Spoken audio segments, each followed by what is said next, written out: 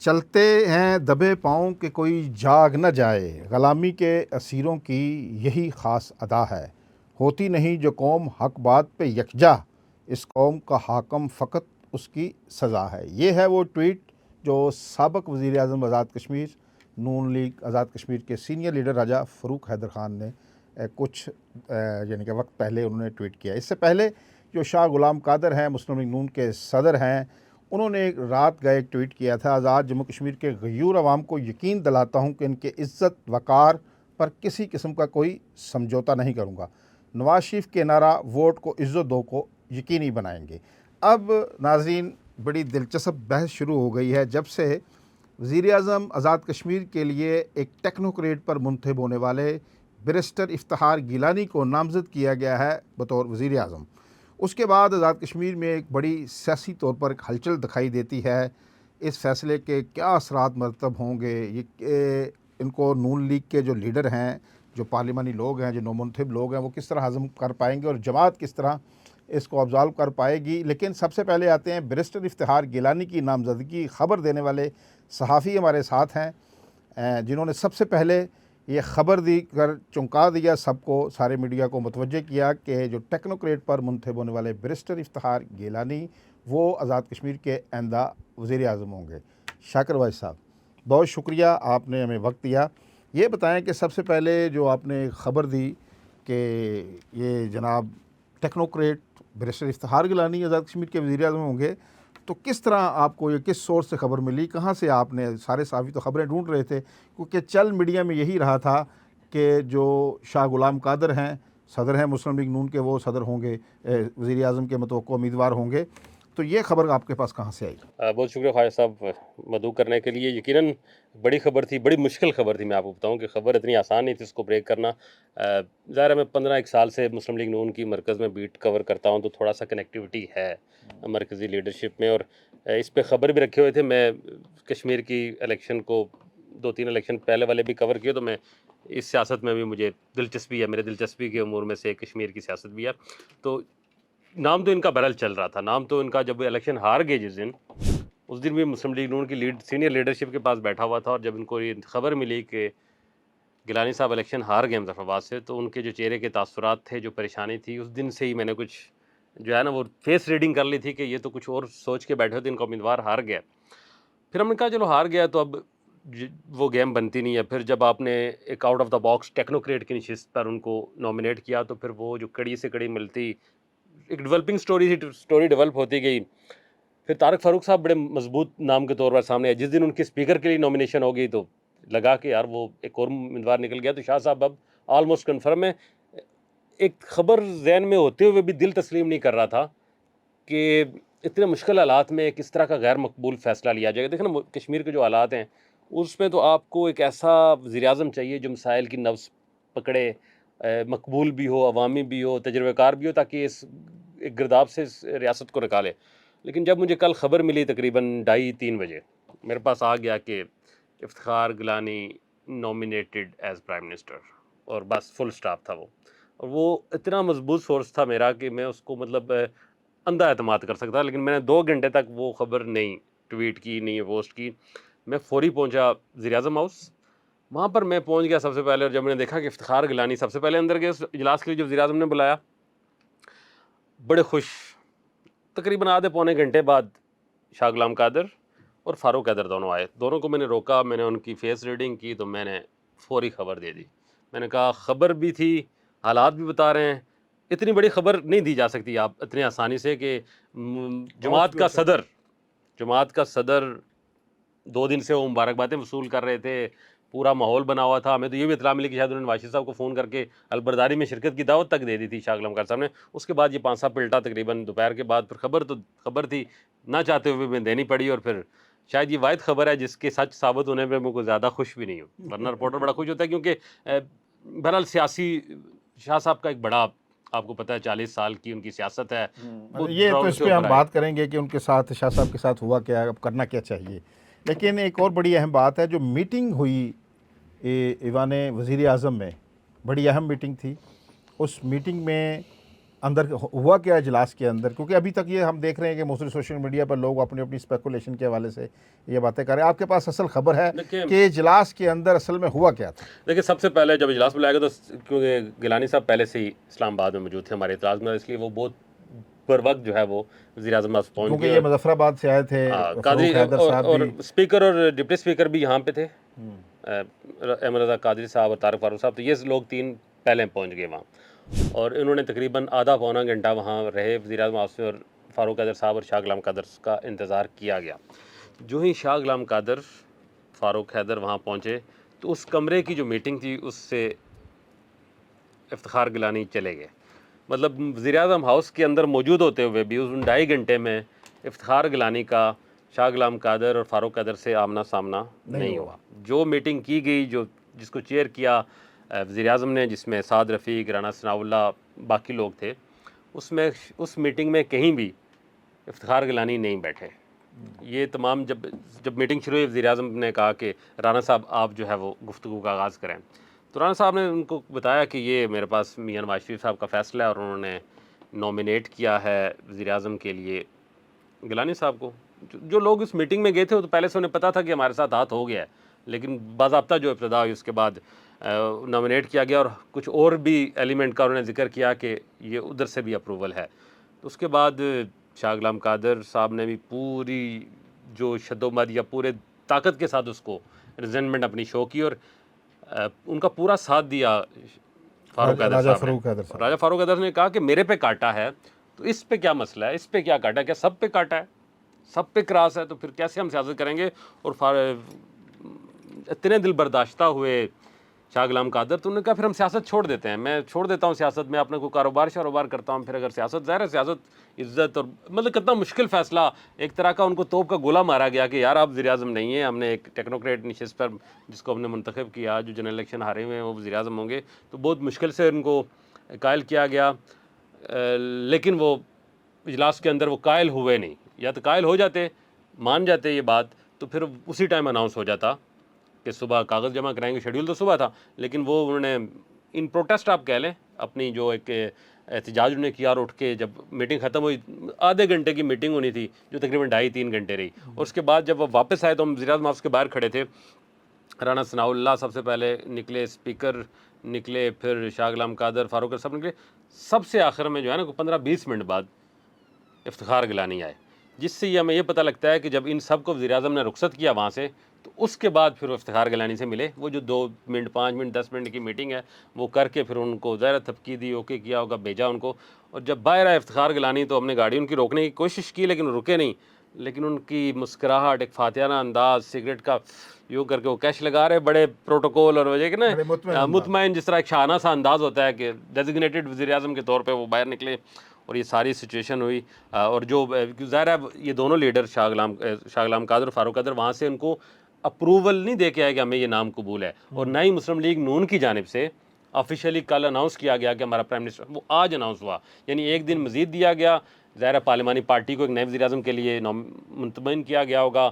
اس وقت بھی جب ہم یہ پروگرام ریکارڈ کریں تو شاہ غلام قادر اور فاروق حیدر کے جو شاہ غلام قادر فاروق حیدر موجود ہیں، اور وہ اپنا سلام اچرا اور فیصلہ کریں. اور جو آپ نے انٹرو میں دیا دونوں کے ٹویٹ، وہ ٹویٹ تو کچھ اور سٹوری بتا رہے ہیں کہ بابو نے اپنی ریڑھ کی ہڈی دکھا رہے ہیں ابھی تک. اب کل کیا ہونا ہے، کل تک کھڑے رہتے ہیں، کیا فیصلہ ہونا ہے یہ تو دیکھنا پڑے گا. اس کے بعد کی جو صورتحال ہے، مجھے لگتا ہے تھوڑی دیر کے لیے میں اینکر بن جاتا ہوں، اور میں کیونکہ اب خبر تو میں نے دے دی، اب مجھے اس فیوچر پہ تجزیہ کرنا ہے، اور آپ سے بہتر اس پہ کوئی تجزیہ نہیں کر سکتا. آپ اس فیصلے کو، جیسے میں نے کہا نا کہ آزاد کشمیر کے جو حالات ہیں اس میں عوامی وزیر اعظم، تجربہ کار وزیر اعظم جو مسائل کی نبض کو سمجھے، جو سیاست کے امور جانتا ہو، یہ ایک کھویا ہوا جو سیاسی وقار ہے اس کو بحال کرے، یہ تو بہت بڑا مطلب غیر مقبول فیصلہ ہوا ہے. یہ فیصلہ ہوا کیسے، اس کے سیاست پہ، نون لیگ کی سیاست پہ اور ریاست کی سیاست پہ کیا دور نتائج ہو سکتے ہیں؟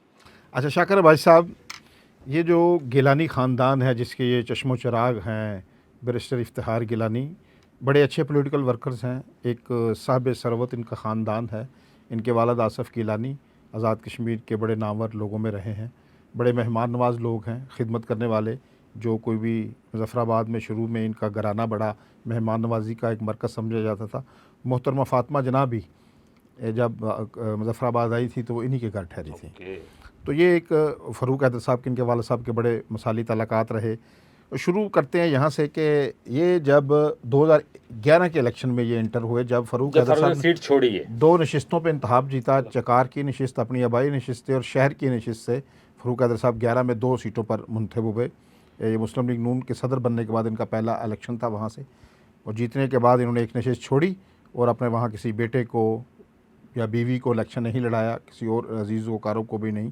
یہ جو ان کا تعلق تھا آصف گیلانی صاحب سے, ان کے صاحبزادے کو, یہ پڑھ لکھ کر آئے تھے, 12 اطلاع کیا انہوں نے, ان کا انتخاب کیا. اور پھر اس الیکشن میں جتوانے کے لیے اس میں بڑا ایک دلچسپ ایک بات ہے, وہاں سٹنگ گورنمنٹ پیپلز پارٹی کی ہے, سٹنگ گورنمنٹ پیپلز پارٹی کی ہے اور شہر دارالخلافہ ہے, دارالخلافہ ہے, اور وہاں سے خواجہ فاروق صاحب ان کے امیدوار تھے. پھر خواجہ فاروق وہاں سے سردار عتیق صاحب نے اپنے صاحبزادے کو کہا کہ عثمان عتیق صاحب وہاں سے انتخاب میں حصہ لیا ان کے مد مقابل, اور پاکستان پیپلز پارٹی نے اپنا امیدوار وڈرا کیا. کس کے حق میں؟ ان کے حق میں, عثمان عتیق صاحب کے حق میں. اور پہلی دفعہ ہم نے دیکھا کہ انہوں نے مسلم کانفرنس کے لوگوں نے, سردار عتیق صاحب نے پیپلز پارٹی کے بیجز بھی لگائے, عثمان عتیق صاحب نے بھی, اور بھرپور کمپین چلائی. اس حکومت نے عثمان عتیق صاحب کی, ان کی بڑی خواہش تھی کہ ہم شہر سے جیتیں. فاروق حیدر صاحب نے بیرسٹر افتخار گیلانی کی بڑی کمپین چلائی.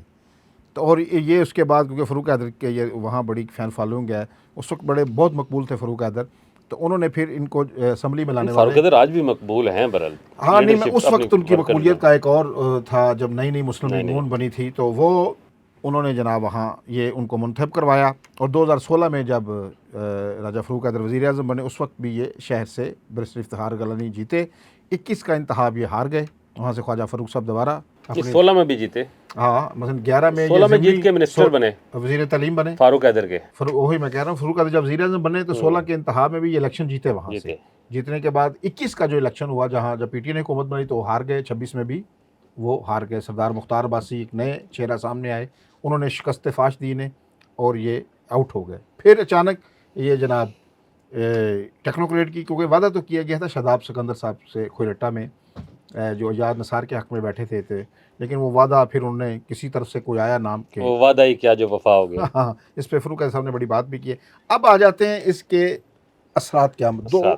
2-3 پہلو ہیں ان اثرات کے. ایک پارٹی کے اندر اثرات میں, نون لیگ کے اندر کیا ایک مثلا ان کی شخصیت میں نے بتا دی, بڑے ایک اچھے خاندان سے تعلق رکھتے ہیں, لیکن اب آ جاتے ہیں پولیٹیکلی ان کا ویٹ کتنا ہے. پولیٹیکلی ان کا اتنا ویٹ نہیں ہے کہ ان پر یعنی کہ فاروق حیدر پر, شاہ غلام قادر پر, بیرسٹر افتخار گیلانی کو سیاسی طور پر ترجیح دی جائے, کیونکہ وہ بھی نوجوان ہیں, ینگ ہیں, ان کا بڑا کیریئر پڑا ہے, بڑی زندگی پڑی ہے. اور ان حالات میں کشمیر کے جو اس وقت حالات ہیں, ایک ٹیکنوکریٹ کو آپ جو اپنا حلقہ انتخاب ہار گیا ہے اسے ایک ٹیکنیکل بنیاد پر آپ لے کر آئیں اور وزیر اعظم کے لیے نامزد کر دیں. یہ میرے خیال کے اندر جتنے بھی یہاں مبصرین ہیں جو سیاست کو دیکھتے ہیں, آزاد کشمیر کی سیاست کو, وہ بڑا غیر متوقع فیصلہ ان کے لیے. اور یہ نون لیگ کے لیے بھی ہضم کرنا, مسلم لیگ نون کی پارلیمانی پارٹی کے لیے بطور جماعت بھی, ٹھیک ہے نا, ان کے لیے یہ فیصلے کو ہضم کرنا بہت مشکل ہے. اس سے یہ نون لیگ میں کے اندر ایک بڑا ریئیکشن ہو سکتا ہے. آپ اس فیصلے کو جبر سے مسلط تو کروا سکتے ہیں, ہو جائے گا, اس پہ عمل درآمد بھی ہو جائے گا. مثلا اس پہ ان کو یہ بن بھی جائیں گے وزیر اعظم, لیکن بننے کے بعد انہوں نے چلنا بھی ہے, وہاں سے بڑی مزاحمت ہوگی, پولیٹیکل مزاحمت ہوگی. میں نون کے اندر کی بات کر رہا ہوں. نون لیگ کے اندر سے جو سینئر لوگ بیٹھے ہیں, وہاں بڑے برادریوں کے دھڑے ہیں.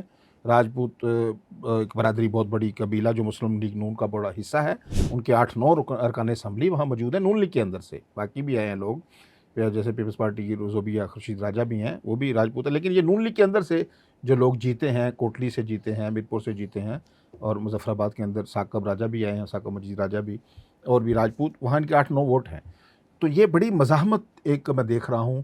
اور میں اگر یہاں تھوڑا سا بھی حکومت کو مشکلات کا شکار ہوتی ہے, تو آپ دیکھیں گے یہ جو لاوا پکنا شروع ہوگا جب سے ان کا انتخاب عمل میں آئے گا, تو کسی وقت بھی پھٹ سکتا ہے. مطلب آپ کو یہ کمپنی چلتی نظر نہیں آ رہی؟ ایسے کہہ سکتے ہیں, چلے گی تو بڑی مشکل سے, بڑی لڑکھڑاتی, گرتی پڑتی. جو اتنا آؤٹ آف دا باکس بندہ لے کے آئے ہیں, وہ تو چلانے کی کوشش لیں گے نا, چلانے کی پوری کوشش کریں گے. ایک ہوتا ہے دھکے سے چلانا شاکر بھائی صاحب, ایک ہوتا ہے بندہ اپنے پاؤں پر چلتا ہے. نہیں, بساکھیاں دے کے بھی کھڑا کر دیتے ہیں نا. تو یہ بساکھیوں پہ کھڑے ہوں گے. آپ نے جب بھی AJK کے اندر غیر سیاسی فیصلے کیے ہیں، یہ ایک غیر سیاسی فیصلہ ہے، ایک غیر مقبول فیصلہ ہے، ایک غیر جمہوری فیصلہ ہے، ٹھیک ہے نا. اس کو آپ یعنی کہ ناپسندیدگی کی نگاہ سے دیکھا گیا ہے تمام پولیٹیکل ورکرز کی طرف سے، پاکستان پیپلز پارٹی کے ورکرز ہوں، کسی اور جماعت کے ورکرز ہوں. ہم سب لوگوں سے ملتے ہیں ہم نے ملے سب سے، اور سب کے تاثرات اس حوالے سے کہ یار میرٹ پہ فیصلہ نہیں پولیٹیکل کیا. ورکر اس کے کی میں مثال دیتا ہوں آپ کو. 2021 کا جب انتخاب ہوا تو صدر تھے PTI کے برسر سلطان محمود، قرائے فال نکل آیا جناب قیوم نیازی صاحب کا. اس کا نتیجہ کیا ہوا؟ اس کے 4 حکومتیں تبدیل ہوئیں. اگر میرٹ پر، آج بھی میں یہ بات ڈنکے کی چوٹ پر کہتا ہوں، اگر وہاں برسر سلطان محمود بنایا ہوتا تو یہ 4 حکومتوں کا کیس ہی نہ ہوتا، بنتی ہی نہ حکومتیں. اور اس کے بعد جو پیپلز عوامی رد عمل آیا، اور ابھی آپ تک نے ہم دیکھا پھر دیکھ کتنا رہے ہیں. کھچڑی بن گئی. فکری انتشار آزاد کشمیر میں اس وقت عروج کے اوپر ہے. وہ سارا ایک پورے جو سماج ہے اس کے بخیے ادھیڑ دیے ان فیصلوں نے. سیاسی فیصلوں کے اثرات عوام تک بھی جانے. یہ تو میں نے دور رس ہوتے ہیں، دور ہوتے ہیں. یہ میں نے پارٹی کی بات. اب میں آتا ہوں کہ AJK کے معاشرے پر، سماج پر، ریاست پر کیا اثرات مرتب ہوں گے جب تمام پولیٹیکل ورکرز جو ہمارے ساتھ رابطے میں ہیں، جن سے ہماری گپ شپ ہوئی، انہوں نے بھی اس فیصلے کو اچھی نظر سے نہیں دیکھا. اب جو اس سیاسی نظام کو نہیں مانتے وہ لوگ، ٹھیک ہے، جو یہ کہتے ہیں کہ ہمارے فیصلے کہیں اور سے ہوتے ہیں اور خلاف میرٹ ہم آپ فیصلے تھوپے جاتے ہیں، فیصلے مسلط کیے جاتے ہیں.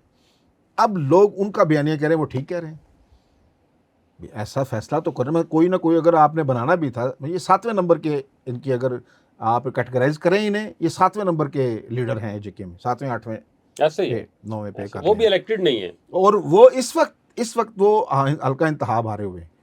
ان کو آپ نہیں، اس میں آپ سے سوال، اگر ادارے یا جو بھی لوگ ہیں وہاں با اختیار لوگ، انہوں نے ایک فیصلہ کر لیا تھا کہ ہم نے ایک نیا چہرہ یا افتخار گیلانی کو لانا ہے، جتنی ایفرٹ وہ آج ان کو وزیر اعظم بنانے کے لیے کر رہے ہیں، اگر وہ اتنی ایفرٹ وہ اس وقت ان کے الیکشن میں ان کو جتوانے کے لیے کرتے، بہت سے لوگوں کو جتوایا تو ہے نا انہوں نے، جیسے حویلی میں، تو کیا تھوڑا سا ایک بلیم گیم کم ہوتی، کوئی تھوڑا سا یہ تاثر جاتا کہ چلو ایک الیکٹڈ بندہ آ رہا ہے، اس وقت یہ ایفرٹ کی جا سکتی تھی نا. بالکل ہی 100% شاکر، آپ بالکل 100% درست بات کر رہے ہیں کہ اگر آپ کو اتنا ہی یہ ناگزیر تھے، یہ ناگزیر بن گئے تھے تو سسٹم کے لیے، تو آپ ان کو الیکشن ہی جتوا دیتے. جو بھی آپ نے جس طرح بھی بندوبست کیے ہیں نا آپ نے کچھ حلقوں میں، تو یہاں بھی کوئی بندوبست کر لیتے. یہ تو کچھ ضروری تھا بلکہ.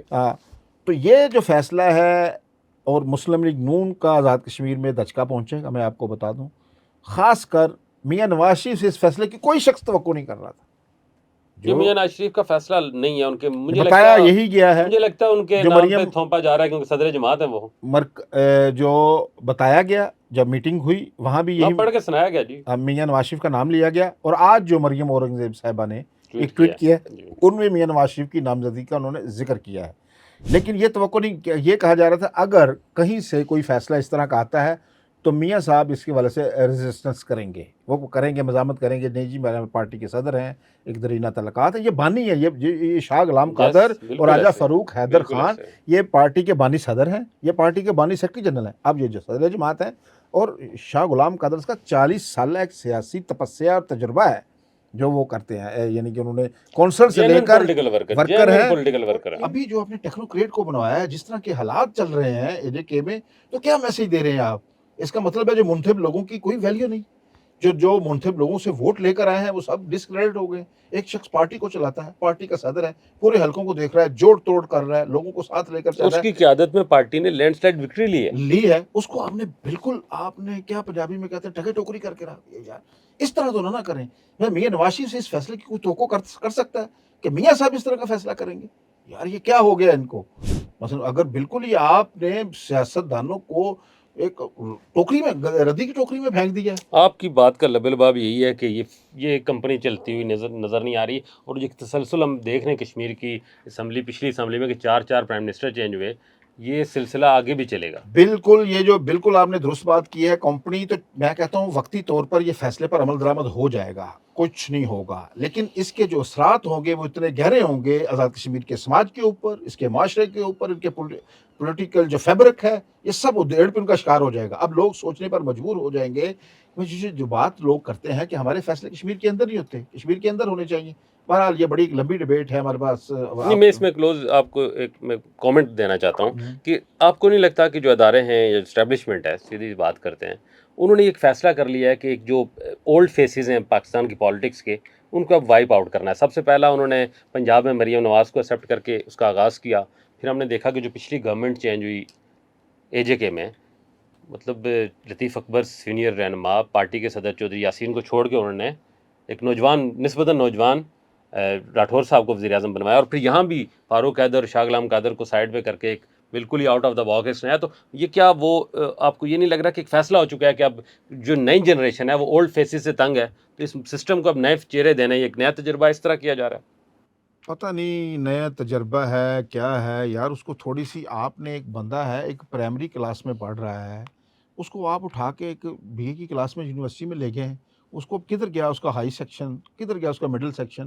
اس طرح تو نہ کریں. یہ تو میں دعوے سے یہ بات کہتا ہوں، یہ تو پورے ایجے کو بھی نہیں جانتے، نہ کبھی وزٹ کیا ہوگا انہوں نے.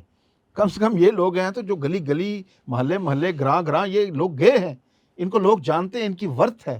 اور ابھی جس طرح کا رد عمل آ رہا ہے سوشل میڈیا کے اوپر شاہ غلام قادر کو اگنور کرنے سے، مسترد کرنے سے، یہ ابھی یہ لوگوں کے دلوں میں ایک راسخ ہو جانے والی چیز ہے کہ یہاں کے جو فیصلے ہیں کوئی اور کر رہا ہے. ایسے نہ کریں، اس کو بنا لیں مقبول تھوڑا سا. اس کو آپ جیسے آپ نے کہا اس کو الیکشن ہی جتوا دیتے کم از کم، پھر اس کو پورے جگہ کے وزٹ تو کروا لیتے 10 اضلاع کے کہ یار یہ اضلاع ہیں.